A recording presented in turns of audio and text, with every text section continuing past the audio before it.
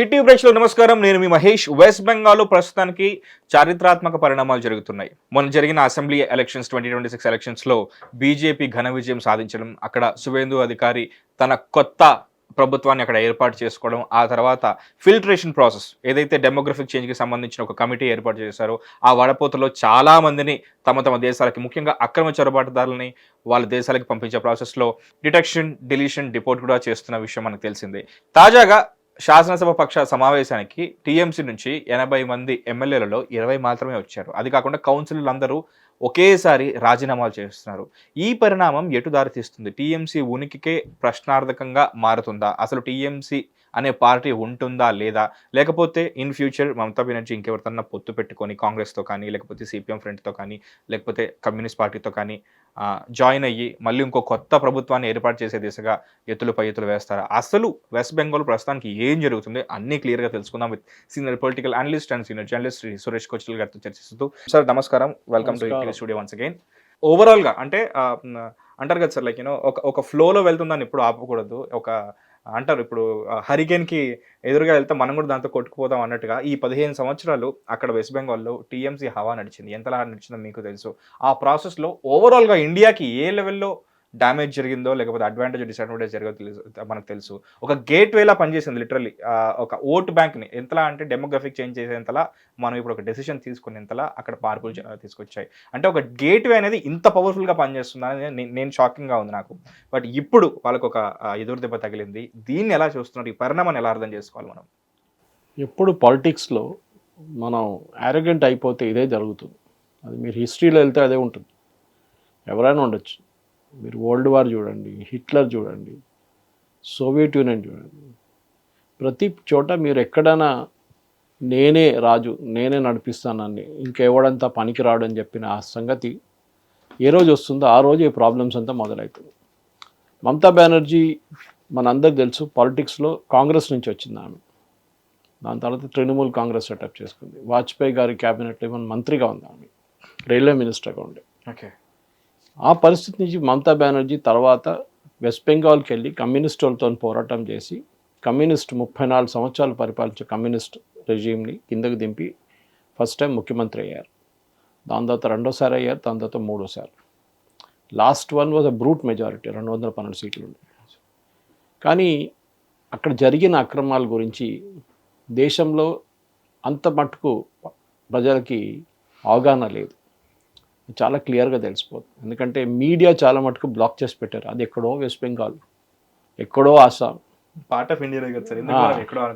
అది మన వాళ్ళు అంటారు అట్లా, out of sight out of mind అంటాం ఇంగ్లీష్లో. ఇప్పుడు మయన్మార్ గురించి మాట్లాడుతున్నాడు. మయన్మార్ ఎప్పుడైనా న్యూస్లో వస్తుందా? అక్కడ ఒక భూకంపం వచ్చిందా, లేకుంటే ఒక వరద వచ్చిందా, లేకుంటే ఒక సైక్లోన్ వచ్చిందా, అప్పుడు మయన్మార్ న్యూస్లో వస్తుందా? ఇంతమంది చనిపోయారు అట్లానా? ఇప్పుడు మయన్మార్ ప్రెసిడెంట్ ఇండియాకి వచ్చా, మయన్మార్ ప్రెసిడెంట్ ఇండియాకి వచ్చారు, పెద్ద న్యూస్ అనమాట. చాలా పెద్ద దేశం అది, చిన్న దేశం కాదు. It almost double triple of Bangladesh. కానీ అంత ఇంపార్టెన్స్ లేదు దానికి, స్ట్రాటజిక్ ఇంపార్టెన్స్ పట్టించుకోకపోతే ఏదైనా సరే మన ఇగ్నరెన్స్లో. ఇది కూడా అంతే సంగతి. వెస్ట్ బెంగాల్ అనగానే అక్కడ ఉందా, ఉంది అంతే. దీనికన్నా ముందు కమ్యూనిస్ట్ వాళ్ళు ఉన్నారు, ఇప్పుడు మమతా బెనర్జీ వచ్చింది, డిఫరెన్స్ ఏం లేదు. కానీ అక్కడ జరిగింది ఏంటంటే, మేము దీని కూడా మాట్లాడాం మనం దాని గురించి. ఒక అరాచకత్వం చెప్పొచ్చు మీరు కావాలంటే, ఒక గ్యాంగ్స్టరిజం చెప్పొచ్చు, కలెక్షన్ ఏజెంట్స్ అని చెప్పొచ్చు, కట్ మనీ ఏజెంట్స్ అని చెప్పొచ్చు. వీళ్ళందరూ పనిచేశారు అక్కడ. అంటే కింద స్థాయి నుంచి ఒక చిన్న గల్లీ లీడర్ నుంచి టాప్ మమతా బెనర్జీ దాకా అందరు డబ్బులు సంపాదించారు. దాంట్లో చిన్నగా ఎగ్జాంపుల్ ఇవ్వాలంటే కట్ మనీ. దీనికన్నా ముందు చెప్పుంటాను బహుశా నేను మన ఛానల్లో. చిన్న గొడవలు జరిగినా కానీ పోలీస్ స్టేషన్లో వెళ్ళకుండా పార్టీ ఆఫీస్లో. అది కూడా కాదు, అది ఒక సైడ్. మీరు ఇల్లు కడుతున్నారు, మీకు ఇటుక కావాలన్నా, మీకు శాండ్ కావాలన్నా, లేకుంటే ఇసుక కావాలన్నా, లేకుంటే సిమెంట్ కావాలన్నా, మీకు పెయింట్ కావాలన్నా వాళ్ళ దగ్గర నుంచి తీసుకోవాలి. అది మార్కెట్ కన్నా ఒక 20% ఎక్కువ ఉంటుంది. మీరేం చేయలేరు. షాప్కి వెళ్తే కూడా షాప్ అంటాడు నేను ఇస్తాను కానీ రేట్ ఇది ఉంటుందని. దాని మీద 100 రూపాయలు ఉంటే వాడు 120 అంటాడు. మీరు తీసుకోవాల్సి 20 రూపాయలు వీళ్ళకి వెళ్తుంది, తృణమూల్ వాళ్ళకి. ఇది కింద స్థాయి నుంచి. పెద్ద స్థాయికి వెళ్ళగానే అది కోట్లలో ఉంటుంది డీల్ అది. సో మమతా బెనర్జీ వాళ్ళు చేసిన అది కాకుండా మహిళల మీద చేసిన అత్యాచారాలు, సందేశ్ ఖాళీ నుంచి ఆర్జీ కార్ దాకా మనం చూసాం. రిపీటెడ్ రేప్ చేశారు మహిళలు. ఇదంతా కలిసి వచ్చినప్పుడు మహేష్, ఇప్పుడు సడన్గా గవర్నమెంట్ మారిపోయినప్పుడు ఆ కోపం, ప్రజలున్న కోపం బయటకు వచ్చింది. మీరు బహుశా ఏ స్టేట్లో చూడలేదు. కేరళలో గవర్నమెంట్ మారింది, తమిళనాడులో కొత్త గవర్నమెంట్ వచ్చింది, కానీ ఎక్కడైనా మీరు ఈ గొడవ చూసారా? రోడ్డు మీద నడుస్తున్న అభిషేక్ బెనర్జీ ఆయన 4వ తారీఖు తర్వాత మొన్న బయటకు దిగింది, 21 రోజుల తర్వాత బయటకు వచ్చింది. ఆయన ఏం చేశారు, వాళ్ళ కార్యకర్త ఇంటికి వెళ్ళాడు, సోనాపూర్ అని చెప్పి ఒక ప్లేస్కి. కార్యకర్త చనిపోయిందంట ఎలక్షన్ వైలెన్స్లో. వాళ్ళు ఇంటికి వెళ్ళి వాళ్ళ అమ్మగారిని చూశారు. తిరిగి వచ్చినప్పుడు కారులో వచ్చారు ఆయన, తిరిగి వెళ్తున్నాడు, అదే కారులో ఎక్కినప్పుడు అక్కడ ప్రజలు ఏం చేశారు, అక్కడ ఉన్న ప్రజలు కారు నుంచి గుంజి బయట తీసుకొచ్చారు ఆయన. ఆలోచించండి, అభిషేక్ బెనర్జీ అని చెప్పే మనిషి 4వ తారీఖు దాకా ఆల్మోస్ట్ ముఖ్యమంత్రి స్థాయిలో ఉన్న మనిషి. సెక్యూరిటీ కానీ పవర్ కానీ మమతా బెనర్జీ కానీ ఎక్కువ పవర్ ఉండే ఆయనకి. మమతా బెనర్జీ నెవ్యూ, కానీ పవర్ ఎంతో ఉండే. ఆ మనిషిని ఇప్పుడు మొన్న రోడ్లో కుక్కలను కొట్టినట్టు కొట్టారు. మీరు చూసుంటారు. గుంజి కార్ నుంచి బయట గుంజి తీసుకొచ్చారు. దాని తర్వాత 2 వీలర్ మీద ఎక్కిండు, పారిపోతా అని చెప్పి మొత్తం క్రౌడ్ 2 వీలర్ని సరౌండ్ చేసుకున్నారు. 2 వీలర్ని కొట్టారు, ఈయన కింద పడ్డాడు, షర్టు చింపేశారు, చప్పలతో కొట్టారు, గుడ్లతో కొట్టారు. అప్పుడు హెల్మెట్ వేసుకున్నాడు, క్రికెట్ హెల్మెట్ ఒకటి, అది ఎక్కడి నుంచి వచ్చిందో తెలియదు. అంటే పోలీసు వాళ్ళు ముందే యాంటిసిపేట్ చేసి ఉంటారు ఇట్లా జరగొచ్చు అని. దానికోసం హెల్మెట్ తెచ్చుకున్నారు. ఎవరు తెచ్చుకున్నారో తెలియదు, అభిషేక్ తెచ్చుకున్నారో లేకుంటే ఇంకెవరో తెచ్చుకున్నారో తెలియదు, కానీ హెల్మెట్ వేసుకున్నాడు. అప్పుడు కూడా ఏడవలేదు. ఓకే, రాళ్ళతో కొట్టారు హెల్మెట్ మీద. ఇదంతా జరిగిన తర్వాత ఆయన్ని హాస్పిటల్ తీసుకెళ్లారు టీఎంసీ వాళ్ళు. అక్కడ మమతా బెనర్జీ వెళ్ళి పెద్ద డ్రామా చేస్తుంది. ఫస్ట్ అపోలో హాస్పిటల్లో, దాని తర్వాత ఇంకో హాస్పిటల్. మావాడికి చాలా పెద్ద దెబ్బలు తగిలింది, అది ఎంఆర్ఐ చేయాలి, డాక్టర్ అందరూ ఏం కాలేదు, గుడ్లు కొట్టిండు, ఆ గుడ్లు వాసన వస్తున్నాయి, కొంచెం స్నానం చేసుకుంటే అంత ఓకే అయిపోతుంది అని చెప్పారు. కాదు, మేము అడ్మిట్ చేయాలని చెప్పి ఇమ్మీడియట్ రాహుల్ గాంధీ ఫోన్ చేసి హైదరాబాద్ పంపించండి అన్నారు. ఏం జరిగిందని హైదరాబాద్ పంపించడానికి? ఏం జరగలేదు, కొట్టినారు కరెక్ట్, ప్రజలు చెప్పలు తీసుకొని కొట్టిండు. ఇది ప్రజల దగ్గర ఉన్న కోపం బయటకు వచ్చింది. దానికన్నా ముందు కొన్ని రీల్స్ మీరు చూసుంటారు, అక్కడ లోకల్ లీడర్స్ కౌన్సిలర్స్ని ఎట్లా కొడుతున్నారు పబ్లిక్ అని. ఇంటి నుంచి బయట గుంజేసి కొట్టి ప్యాంటు షర్ట్ ఇప్పేసి వాళ్ళని అండర్వేర్లో పరిగెత్తున్నారు వాళ్ళు రోడ్డు మీద. వీళ్ళందరూ ఒక టైంలో, ఒక టైం కాదు, ఒక నెల ముందు దేవర్ ఆల్ పవర్ఫుల్. పోలీసు వాళ్ళు ఇట్లా వాళ్ళు ఏం చెప్తే చేస్తారు, ఆ సంగతి ఉండే. మీరే చెప్పారు సార్, మనం ఎలక్షన్స్ టైంలో జరుగుతున్న అనాలిసిస్ ఏదైతే చేశామో అప్పుడు వీళ్ళు వార్నింగ్ ఇచ్చారు, ఎలక్షన్ తర్వాత చెప్తాం మీతో ఎవరు ఉంటారో చూస్తాము. డీజే మ్యూజిక్ ప్లే చేస్తా ఉన్నారు. అభిషేక్ బెనర్జీ అమిత్ షా గారు చెప్పారు, మోదీ గారు చెప్పారు, 4వ తారీఖు తర్వాత కలకట్టాకి రండి, అప్పుడు మేము చూపిస్తాం, డీజే మ్యూజిక్ వేసి మిమ్మల్ని కొడతామని చెప్పారు. ఇప్పుడు ఎవరిని కొడుతున్నారో మనం చూస్తున్నాం. ఇఫ్ ఐమ్ నాట్ రాంగ్, ఇదే అభిషేక్ బెనర్జీ ధురంధర్ సినిమాలో మనం ఎగ్జాంపుల్ తీసుకుంటే అక్కడ లారీ ఎలా ఉంటుందో ఒక ప్లేస్, సపరేట్ ప్లేస్ ఉంటుంది, అక్కడ ఆర్మ్స్ స్మగ్లింగ్తో సహా డ్రగ్స్ అండ్ ఎవ్రీథింగ్, దానికి ఇతను మెయిన్ హెడ్గా అన్నట్టుగా. ఆయనకి కల్కట్టాలో 18 ప్రాపర్టీస్ ఆయన పేరు మీద ఉంది. ఇప్పుడు ఆ ఇన్వెస్టిగేషన్ నడుస్తుంది. ఓకే, బేనామీ ఎంత ఉందో తెలియదు, కానీ 18 ప్రాపర్టీ ఒక ఎంపీ. ఆయనకు ఉద్యోగం ఇంకేం జాబ్ లేదు, ఏం లేదు, ఎంపీగా ఉన్నారు అంతే. ఎక్కడి నుంచి వచ్చింది? కోట్లు సంపాదించారు వెస్ట్ బెంగాల్. వెస్ట్ బెంగాల్ మనం తప్పు పట్టాలంటే కమ్యూనిస్ట్ వాళ్ళు కాదు, ఈవెన్ కాంగ్రెస్ హయాం నుంచి తప్పు పట్టాలి. 60s కాంగ్రెస్ పరిపాలించారు, డాక్టర్ బీసీ రాజ్, సిద్ధార్థ్ శంకర్ రే వీళ్ళందరూ. దాని తర్వాత 77లో కమ్యూనిస్ట్ వాళ్ళు వచ్చారు, జ్యోతిబాసు. దాని తర్వాత లాస్ట్ ఫేజ్లో జ్యోతిబాసు గారు చనిపోయిన తర్వాత బుద్ధదేవ్ భట్టాచారి వచ్చారు. నిజంగా చెప్పాలంటే బుద్ధదేవ్ భట్టాచారి క్రెడిట్ ఇవ్వాలి. ఆయన వెస్ట్ బెంగాల్లో ఎంత స్లైడ్ జరిగిందో, ఇండస్ట్రియల్ అందరు వెళ్ళిపోయిన అందరు, ఆయన కొంచెం రివర్స్ చేయడానికి ట్రై చేశాడు. టాటా వాళ్ళు తీసుకొచ్చి సింగూరుకి తీసుకొచ్చినప్పుడు మనకు తెలుసు మమతా బెనర్జీ చేసిన గొడవ అక్కడ. టాటా వాళ్ళకి పారిపోయారు, టాటా గారిని కూడా అదే. సో అది కూడా జరిగింది. ఇంత చేసిన తర్వాత కూడా టాటా వాళ్ళు గుజరాత్లో వెళ్ళి సనంద్లో ప్రాజెక్ట్ పెట్టుకున్నారు. వాళ్ళు ఇప్పుడు చాలా పెద్ద ఫ్యాక్టరీ అక్కడ. ఎవరికి నష్టం అది? వెస్ట్ బెంగాల్కి నష్టం, అక్కడ ప్రజలకు నష్టం, అక్కడ యంగ్స్టర్స్కి ఉద్యోగం లేకుండా పోయింది. ఇది వీళ్ళ ట్రాజడీ. ఒక టైంలో భారతదేశం రాజధాని కలకట్టా ఉండే, మీకు గుర్తుంటుంది. ఈస్ట్ ఇండియా కంపెనీ బ్రిటిష్ వాళ్ళ టైంలో రాజధాని ఉండే. వాళ్ళు వచ్చిందే మచిలీపట్నం నుంచి. ఈస్ట్ ఇండియా కంపెనీ ఇండియాలో ఎంటర్ అయింది మచిలీపట్నం పోర్ట్ నుంచి. అక్కడ నుంచి బయటకు వచ్చి వాళ్ళు కలకట్టా వైపు వెళ్ళారు. వెరీ ఫార్, ఈ ఎండ్ నుంచి ఆ ఎండ్కి మళ్ళీ. కానీ అప్పుడు కూడా ఢిల్లీకి వెళ్ళకన్నా క్లోజ్ కదా. ఓకే. అండ్ కలకట్టాని వాళ్ళు రాజధానిగా ఉంచుకున్నారు. మనకు తెలిసింది కలకట్టాకు ఒక ఇమేజ్ ఉండే ఆ టైంలో కూడా, ఒక కల్చరల్ క్యాపిటల్గా. భారతదేశంలో సినిమా కానీ, హెరిటేజ్ కానీ, లిటరేచర్ కానీ వాళ్ళకి చాలా మటుకు. మనం రవీంద్రనాథ్ ఠాగూర్ నుంచి చూసుకుంటే, సత్యజిత్ రే చూసుకుంటే, బిమల్ రాయ్, వీళ్ళందరూ చాలా పెద్ద పెద్ద మేధావులు ఉన్నారు. ఓకే, అట్లాంటి ప్లేస్. ఇన్ఫ్యాక్ట్ ఒక సేయింగ్ ఉండే ఒక టైంలో, what Bengal things today, India things tomorrow అని. అంత అడ్వాన్స్డ్గా ఉండే కలకట్టా, అంత అడ్వాన్స్డ్గా ఉండే బెంగాల్. తర్వాత మనకు తెలిసింది బిఫోర్ ఇండిపెండెన్స్ స్ప్లిట్ అయింది. ఒకటి ఈస్ట్ పాకిస్తాన్ అయిపోయారు, ఒకటి బంగ్లాదేశ్ వెస్ట్ బెంగాల్ అయిపోయారు. కానీ చాలా మటుకు మనకు అందరూ తెలిసిందే ఇక్కడ ఇల్లీగల్ ఇమిగ్రేషన్ 1960s నుంచే ఉండే, 50s నుంచే స్టార్ట్ అయింది. దాంట్లో మనం ఎస్ఐఆర్ గురించి డిస్కస్ చేసాం. ఎస్ఐఆర్ నుంచి వీళ్ళందరూ ఎట్లా బయటపడ్డారు, 1,00,000 మంది దాకా, 1 కోటి మంది దాకా తీసేశారు. ఆల్మోస్ట్ ఫస్ట్ 68 lakhs, దాని తర్వాత 24 లక్షల మంది తీసేశారు ఓటర్ లిస్ట్ నుంచి, తొలగించేశారు. అక్కడే ఒక ఆల్మోస్ట్ 90 లక్షల మంది ఓటర్ లిస్ట్ నుంచి బయటకు వచ్చేసారు. దాంతోనే మమతా బెనర్జీ ఎలక్షన్ ఓడిపోయింది. వీళ్ళందరూ ఫేక్ ఓటర్స్, వీళ్ళందరూ బంగ్లాదేశ్ నుంచి వచ్చిన వాళ్ళు చాలామంది మనం చూస్తున్నాం. వీళ్ళందరూ హకీంపూర్ చెక్ పోస్ట్ కానీ మిగతా చెక్ పోస్ట్కి పరిగెత్తున్నారు వేలాది మంది. అందుకే వీళ్ళ డాక్యుమెంట్స్ ఏం లేవు, ఉన్న డాక్యుమెంట్స్ కూడా ఫర్జీ డాక్యుమెంట్స్ అండి, ఫేక్ డాక్యుమెంట్స్, ఈజీగా పట్టుకోవచ్చు. ఆధార్ కార్డు ఉంటుంది, ఆధార్ కార్డు మీరు ఎంటర్ చేసి చూడండి డేటాబేస్లో, ఆధార్ కార్డు నాట్ వ్యాలిడ్ అని వస్తుంది. ఒట్టి తయారు చేస్తారు ఫోటోషాప్ లాంటి దాంట్లో. ఓకే, ఇదొక ఇండస్ట్రీ ఉంది అక్కడ వెస్ట్ బెంగాల్లో. మీకు బర్త్ సర్టిఫికేట్ కావాలి ఎంత, మీకు రెసిడెన్స్ ప్రూఫ్ కావాలి ఇది, మీకు ఏం చెప్తారు బర్త్ సర్టిఫికేట్ కావాలి అది ఎంత, అన్నిటికీ ఒక రేట్ ఉంటుంది. సో ఇది బ్రేక్ చేశారు బీజేపీ వాళ్ళు. And of course election commission SIR చేసిన తర్వాత. కానీ వీళ్ళు ఎప్పుడు అనుకోలేదు మేము ఓడిపోతామని, అంత అరెగెన్స్ ఉండే. అదే అభిషేక్ స్పీచ్లో కూడా కనిపిస్తుంది మీకు. దీనికన్నా ముందు ఇట్లనే ఒక దారుణమైన అటాక్ జరిగింది లాస్ట్ ఎలక్షన్ టైంలో, అప్పుడున్న బీజేపీ ప్రెసిడెంట్ జేపీ నడ్డా గారి మీద. అప్పుడు వీళ్ళెవరు మాట్లాడలేదు. బీజేపీ ఎంపీస్ ఎంతోమంది మీద దాడి జరిగింది, వీళ్ళెవరు మాట్లాడలేదు. సువేందు మీద దాడి జరిగింది, ఎవరు మాట్లాడలేదు. ఈ రాహుల్ గాంధీ ఎక్కడున్నాడు అప్పుడు?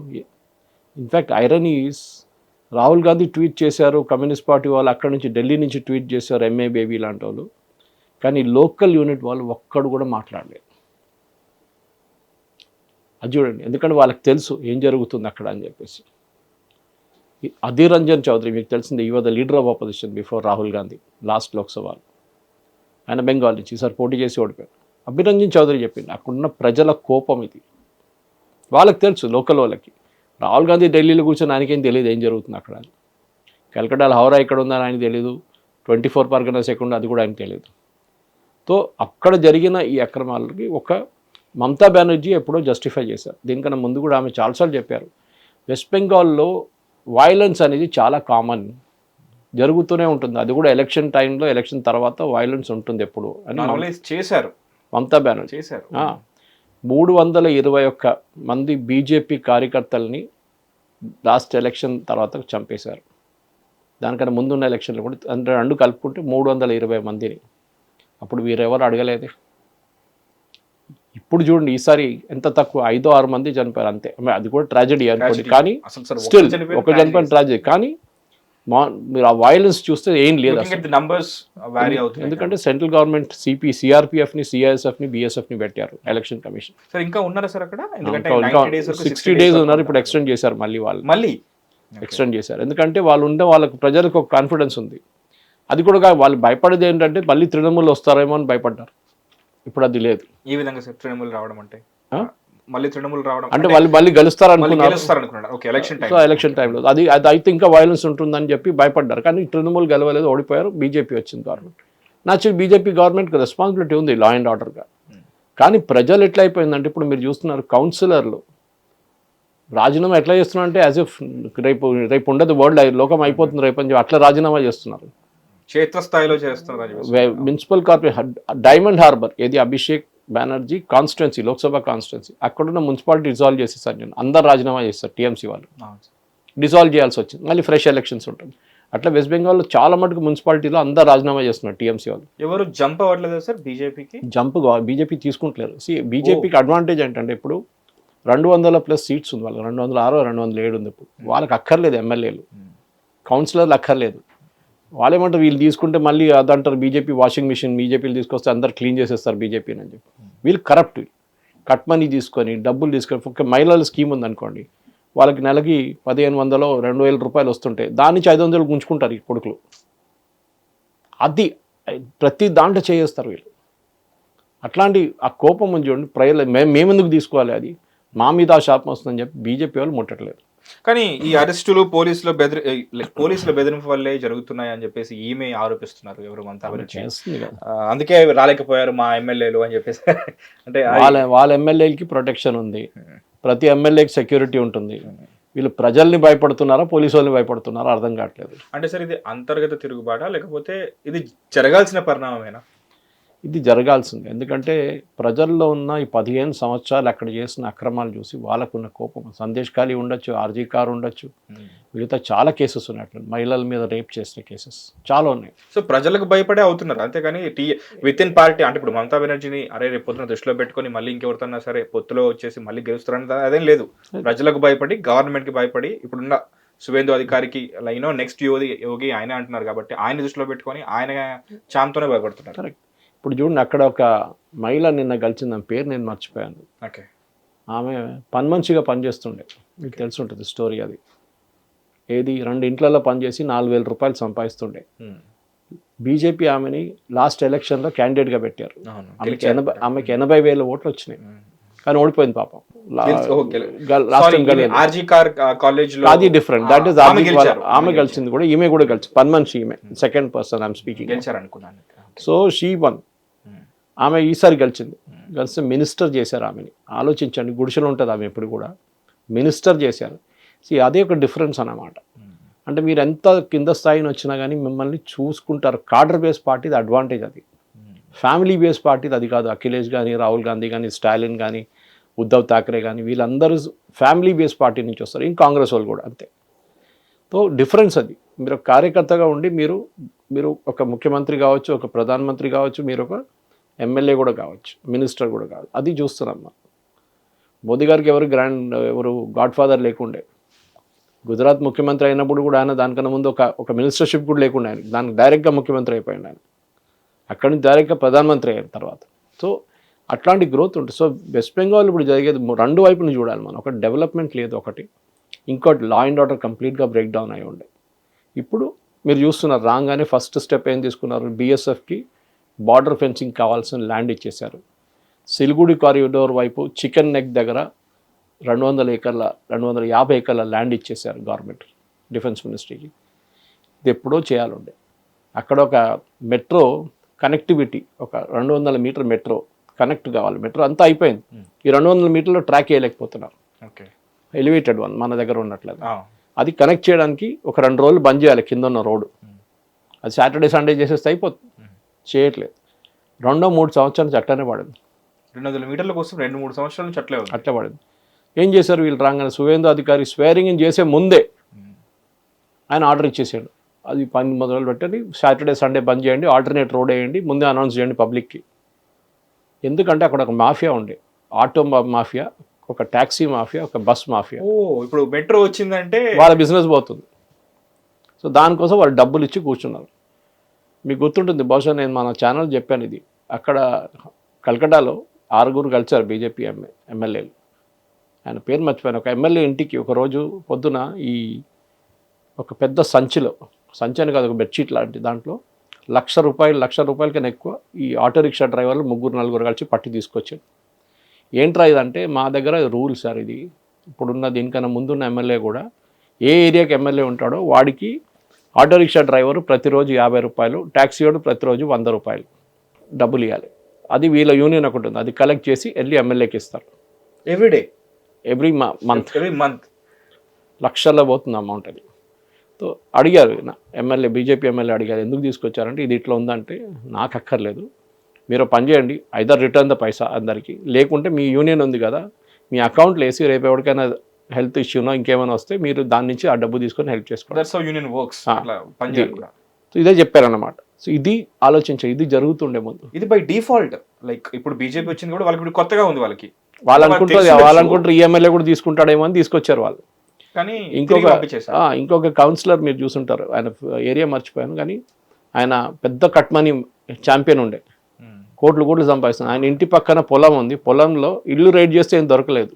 అప్పుడే వీళ్ళకి డౌట్ వచ్చింది పోలీసు వాళ్ళకి. పక్కన పొలంలో చూస్తే కొంచెం ఫ్రెష్గా డిగ్ చేసిన ఏరియా కనిపించింది, తవ్విన ఏరియా కనిపించింది. అక్కడ వెళ్ళి తవ్వి చూస్తే 2.5 కోట్లు దొరికినాయి నోట్లు, ప్లాస్టిక్ ప్యాకెట్లు వేసి భూమి కింద పెట్టేసింటారు. ఇది నడుస్తుంది అక్కడ.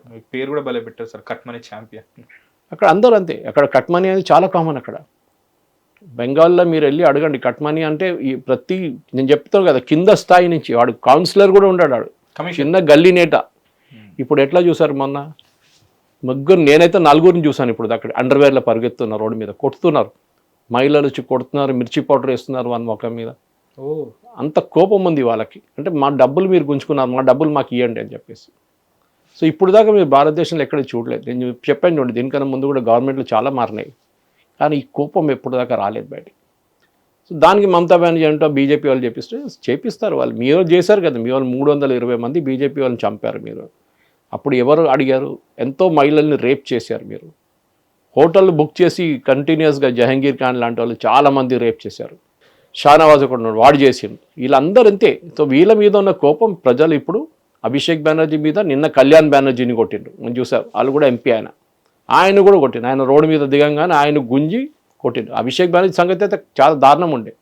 ఆయన షర్ట్ కూడా చంపేసిండు, ఆయన కుర్తా వేసుకున్నాడు, ఆ కుర్తా చంపేసిండు, కింద గ్రౌండ్ మీద వేసి కొట్టిండు ఆయన్ని. కుందలకే మారే అంటారు హైదరాబాద్లో, అది జరిగిందనమాట.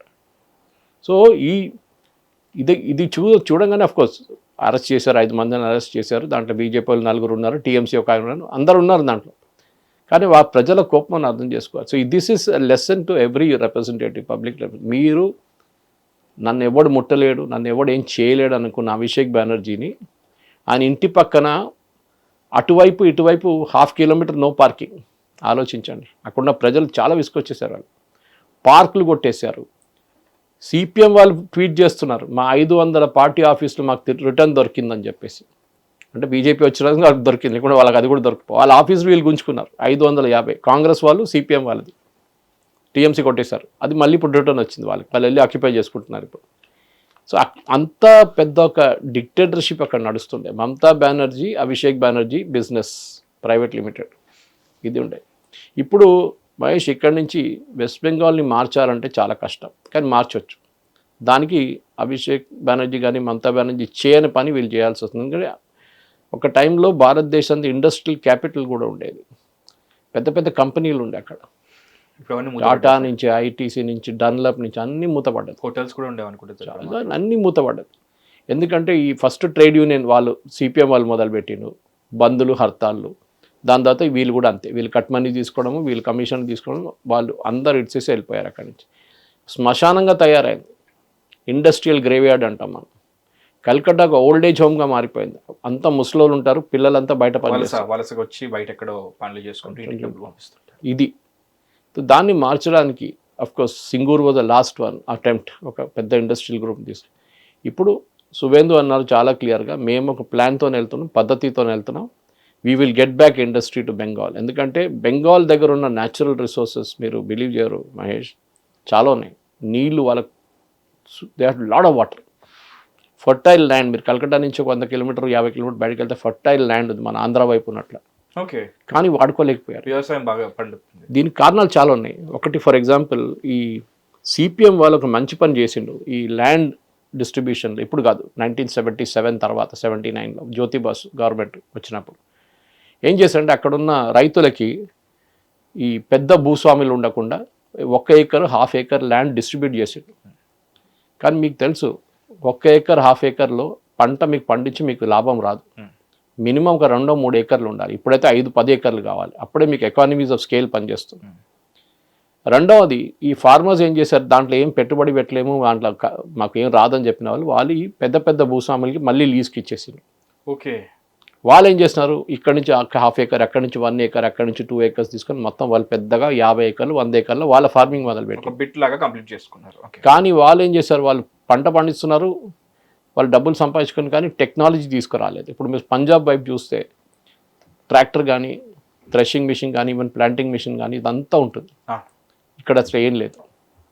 ఇది పాత సిస్టంలో పడి ఉంటుంది. ఎందుకంటే ఈ భూస్వామి కూడా పెద్ద 50 ఏకర్లు అంతే అప్పుడు ఉన్నవాళ్ళు కూడా ఆడేమనుకుంటాడు, రేపు నాకు 1 ఇయర్కి లీజ్కి ఇచ్చిండు, ఇదంతా చూస్తే వాడు రేపు మళ్ళీ నా దగ్గర రిటర్న్ అడుగుతాడు, నెక్స్ట్ ఇయర్ లీజ్ ఇవ్వడు. దీన్ని ఇంత పండించుకుంటే నేను వీనికి ఎందుకు ఇవ్వాలి, నేనే తీసుకుంటా అంటాడు. సో ఆ మెకనైజేషన్ రాలేదు. అక్కడే పెద్ద ఒక ఫెయిలియర్ జరిగింది. ఒక టైంలో కలకట్టా నుంచి చాలామంది వెళ్ళి వైజాగ్లో కూడా పనిచేస్తుండే. 1988లో 88లో నేను వైజాగ్లో పనిచేస్తున్నప్పుడు I was working in hotel there. ఒక ప్రాజెక్ట్ హోటల్ ఉండే, బిల్డ్ చేయడానికి మళ్ళీ కట్టాల్సి వచ్చింది, ఇరగొట్టేసి మొత్తం వాల్టేర్ మెయిన్ రోడ్ మీద. ఆ హోటల్ అక్కడ పనిచేస్తున్న టైంలో నేను చూస్తే అక్కడ శ్రీపురం జంక్షన్ అని చెప్పి చాలా ఫేమస్ ఉంది వైజాగ్లో. అక్కడ హెచ్ఎస్బిసి కాల్ సెంటర్ ఉంటుంది ఒకటి, సిరిపురం జంక్షన్. బిజినెస్ సెంటర్ అంటారు వాళ్ళు, కాల్ సెంటర్ 88లో. అప్పుడు మన హైటెక్ సిటీ కూడా అంత పెద్ద ఇది రాలేదు అప్పుడు దాకా. HSBC Hong Kong Shanghai banking corporation. ఎందుకు కలకట్టా నుంచి చాలామంది టాలెంటెడ్ యంగ్స్టర్స్ రావడానికి రెడీగా ఉన్నారు. అక్కడ వాళ్ళు పెట్టలేకపోతే ఇక్కడ పెట్టారు, వైజాగ్లో పెట్టారు. ఆలోచించండి, కలకట్టాలో ఇప్పుడు సరే యాక్సెంచర్, టీసీఎస్, ఇన్ఫోసిస్ చాలా కంపెనీలు ఉన్నారు, కానీ ఎక్స్పాండ్ చేయట్లేదు వాళ్ళు. ఒకవైపు ఈ భూమి ప్రాబ్లం చెప్పాను మీకు, ల్యాండ్ హోల్డింగ్స్. ఇప్పుడు ఒక కంపెనీ రేపు వస్తే వాళ్ళు ఫస్ట్ ఏం అడుగుతారు, మీకు ఐటీ పార్క్ ఉందా, ఎంత 1000 ఏకర్లు, మాకు ఒక 50 ఏకర్లు కావాలి, 25 ఏకర్లు కావాలి, 10 ఏకర్లు కావాలి, depending on the size of the company. మన దగ్గర బయోటెక్ పార్క్ ఉంది షామీర్పేట వైపు, ఎంతో అది 2000, 3000, 4000 ఏకర్లు ఉన్నాయి. ఎవడైనా వచ్చి సనోఫీ వచ్చారు, నోవాటిస్ వచ్చారు, మాకు 25 ఏకర్లు కావాలి, మాకు 30 ఏకర్లు కావాలంటే అక్కడ ఇచ్చేస్తారు వాళ్ళు, డబ్బులు కూడా కడతారు, వాళ్ళకి ప్రాబ్లం లేదు. కానీ వాళ్ళకి దాంట్లో రోడ్లు ఉండాలి, డ్రైనేజ్ ఉండాలి, ఎఫ్లూయెంట్ ట్రీట్మెంట్ ప్లాంట్ ఉండాలి, నీళ్ళు ఉండాలి, ట్రాన్స్పోర్టేషన్ ఫెసిలిటీస్ ఉండాలి, మంచి రోడ్లు ఉండాలి, టాలెంటెడ్ పీపుల్ ఉండాలి. ఇది బెంగాల్లో టాలెంటెడ్ మనుషులు ఉన్నారు, కానీ ఈ మిగతా ఏం లేవు. ఇప్పుడు సువేందుకు అన్నిటికంటే పెద్ద ఛాలెంజ్ అది. First you has to create that atmosphere, ఇండస్ట్రీని తీసుకురావడం. కానీ అడ్వాంటేజ్ ఏంటంటే ఒకటి సెంట్రల్ గవర్నమెంట్ సపోర్ట్ ఉంది ఆయనకి. So first union government projects కూడా కొన్ని ఇక్కడికి తీసుకొస్తారు బహుశా. ఇప్పుడు అమూల్ వాళ్ళు ఒక పెద్ద ప్రాజెక్ట్ పెడుతున్నారంట అక్కడ నార్త్ ఈస్ట్ కోసం. They can good thing. Amul is the cooperative, not a government thing. అప్పుడు కూడా ఇట్లాంటి చాలా మటుకు మన వైపు కాశీపేటలో వ్యాగన్ ఫ్యాక్టరీ పెట్టిండు, అట్లనే అక్కడ కూడా ఏదైనా పెట్టచ్చు. దీనికన్నా ముందు అంతా ఉండే అక్కడ, కానీ మొత్తం మూతపడదు. So he has to revive the entire industrial climate అనమాట అక్కడ.